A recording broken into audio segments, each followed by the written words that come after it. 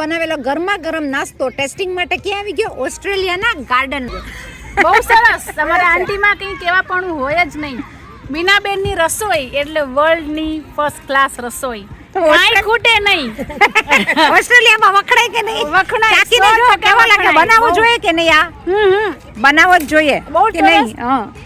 સવારના નાસ્તા માટે, બપોરના ચા માટે, છોકરાના ડબ્બા માટે, ઓલ ઇન વન આ વસ્તુ.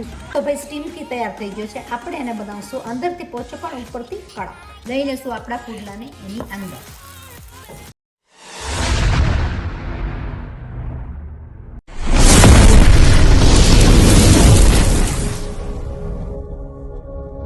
આપણે બાને શ્રદ્ધાંજલિ આપ્યા પછીનો આપણો પહેલો વિડીયો સ્ટાર્ટ થાય છે.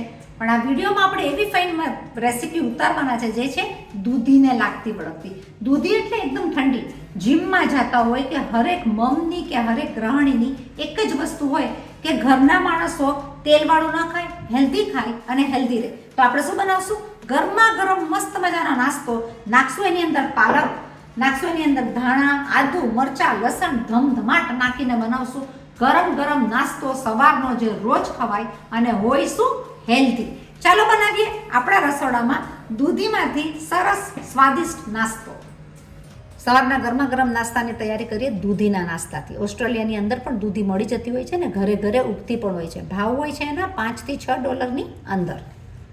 લઈ લેશું લીલાછમ પાલક, લઈ લેશું લીલાછમ કોથમીર, કરી નાખશું આદુ મરચાં લસણની પેસ્ટ. તાજા લીલા ધાણા પાલક સાથે આપણે છાલ ઉતારી નાખશું દૂધીની.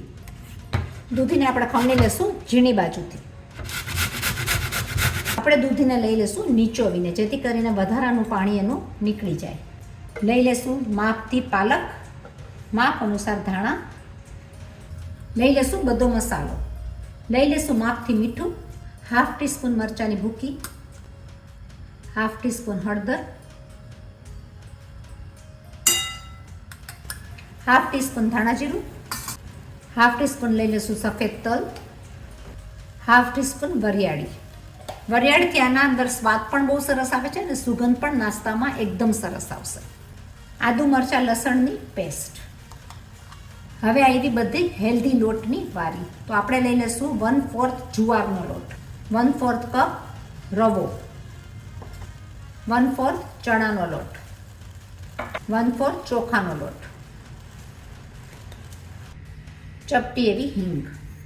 લઈ લેશું થોડો એવો ગોળ. બધી વસ્તુને આપણે ચમચા વડે કરી નાખશું મિક્સ. જુવારનો લોટ, સૂજીનો લોટ, પાલક બધી જ હેલ્ધી વસ્તુ છે. તો આ નાસ્તા માટે બહુ જ સારી.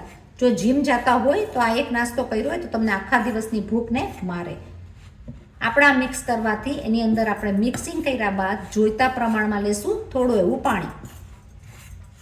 દૂધીને તમને મોઇસ્ચર સાથે લેવી હોય તો તમે લઈ શકો, પણ વધારે પડતું પાણી અને ઢીલું ન થઈ જાય એની માટે આપણે દૂધીને નીચોવી નાખી. તો મેં લીધું છે 2 ટેબલસ્પૂન જેટલું પાણી અને હવે હું મિક્સ કરી નાખીશ હાથેથી.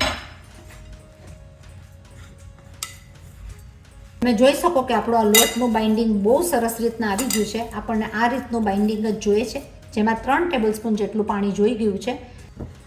આપણે આ બધા મિક્સિંગને કરી નાખશું સ્પ્રેડ.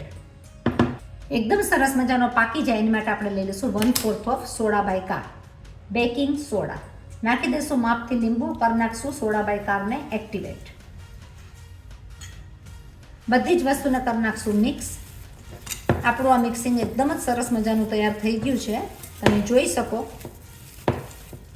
આ ડીશ 15 મિનિટમાં તૈયાર થઈ જતી હોય છે. કોઈ પણ ઘરે આવ્યું હોય તો પણ આ ડીશ બહુ જ સરસ લાગે, કારણ કે આપણે એને કરશું સ્ટીમ, અને સ્ટીમ કર્યા બાદ આપણે કરશું બીજું કંઈક નવીન. આપણે આ સ્ટીમ ટ્રેને આપણે કરી નાખશું તેલથી ગ્રીસિંગ. તેલનું ગ્રીસિંગ સરખું થયેલું હશે તો તરત જ ઉખડી જશે. આ કર્યા બાદ આપણે તેલનું ગ્રીસિંગ ઉપર પણ લઈ લઈશું, જેથી કરીને પાકી પણ જાય તરત જ અને લાગે એકદમ શાઇની. કરી નાખશું એને સ્ટીમ 8 મિનિટ. ચલો કેમેરાને લઈ લઈએ સ્ટીમરની અંદર. સ્ટીમરમાં આપણે નાખી દીધું છે લીંબુ, જેથી કરીને કાળું ન પડે. બંધ કરી નાખશું ઢાંકણાને ટાઈટ. પાકવા દેશું એને 7 મિનિટ. 2 થી 3 સેકન્ડ બાદ આપણે કાઢી લઈશું એને તાવેથાની મદદથી. તમે જોઈ શકો કે એકદમ સરસ રીતના પાકેલો પુડલો તૈયાર થઈ ગયો છે. આ તો ભાઈ સ્ટીમથી તૈયાર થઈ ગયો છે. આપણે એને બનાવશું અંદરથી પોચો પણ ઉપરથી કડક. ગરમ પેનને ગ્રીસ કરી નાખશું તેલ વડે. લઈ લેશું આપણા પુડલાને એની અંદર.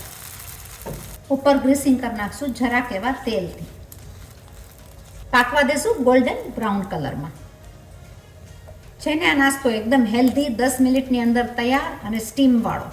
આ વસ્તુ તમને ઓસ્ટ્રેલિયાની અંદર ક્યાંય પણ જોવા પણ નહીં મળે અને રેસ્ટોરન્ટમાં પણ નહીં મળે. આ તમે ઘરે બનાવો તો બરાબર છે, બાકી તમે ઓસ્ટ્રેલિયાની કોઈ બી રેસ્ટોરન્ટમાં ખાવા જાઓ તો એક ડીશ હોય છે $25 થી $30.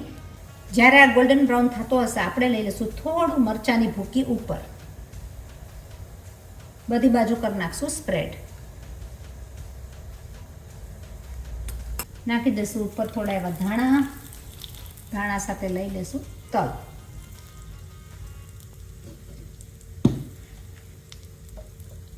સ્પ્રેડ કરીને કરી નાખશું બધી બાજુ રેડી. તમે જોઈ શકો કેવો સરસ મજાનો આ લાગે છે નાસ્તો સવારનો.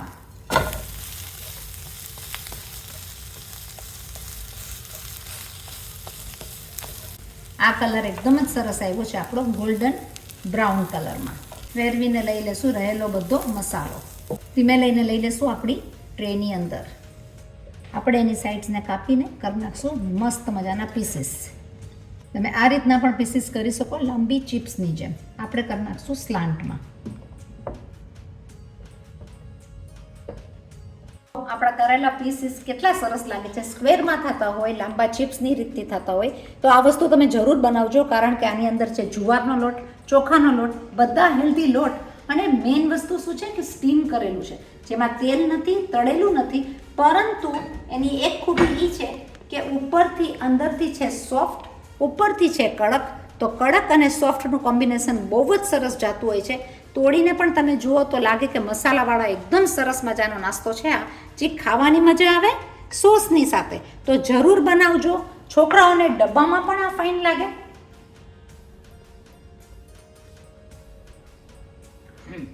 ખરેખર બહુ જ સરસ લાગે છે. નાસ્તામાં ગમે ત્યારે એની ટાઈમ આ વસ્તુ ચાલે એવી છે. તો જરૂર બનાવજો. જો તમે મારી ચેનલને હજી સુધી સબસ્ક્રાઇબ ના કરી હોય તો સબસ્ક્રાઇબ કરજો, લાઇક કરજો, શેર કરજો, આગળ ફોરવર્ડ કરજો. લઈને આવીએ છીએ આવી અલગ અલગ નવી રેસીપી ઘણી બધી. સબસ્ક્રાઇબ કરીને ફોરવર્ડ કરીને કરજો. લાઈફ ઇન ઓસ્ટ્રેલિયા બીના મોદી લઈ આવીએ છીએ બીજી નવી રેસીપી. ત્યાં સુધી stay safe and bye bye.